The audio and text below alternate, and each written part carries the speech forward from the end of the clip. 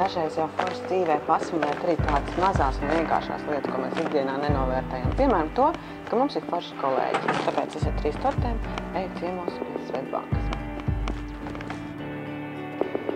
Neko nezinu neviens, ja? Nevajag atzīmēt.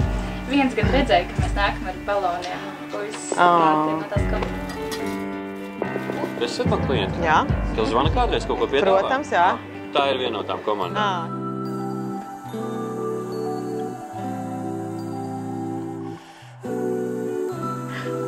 Bail.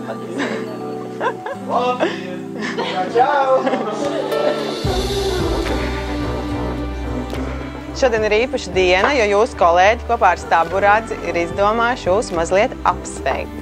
Tā kā paldies jums par to, ka jūs iesaistaties, jūs palīdzat un esat milzīgs atbalsts saviem kolēģiem. Atmiņas ar Cieliviņu? Nē, es kādreiz teicu, ka es tā gribās Katrīs cērt. Jā. Kā Cieliviņa?